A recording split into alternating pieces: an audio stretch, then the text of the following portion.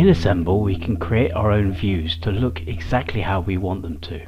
First of all, I'm going to open up the model tree and choose mechanical and plumbing to be the only thing that we want visible. But then we're going to filter this down in visibility settings to only view pipes and ducts and the fittings. Next thing we need to do is group these how we want them grouped. So we're going to create a new grouping. In this case we're going to choose classification, category name, and family name, and finally type name.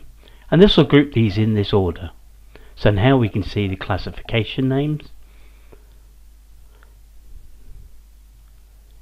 and finally what we'll do in this view, we're going to actually colour the information by system classification.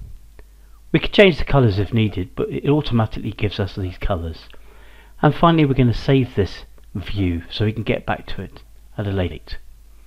Now you can see there are a number of views saved. In this case we've got the walls, and they're coloured by function but grouped by function and level.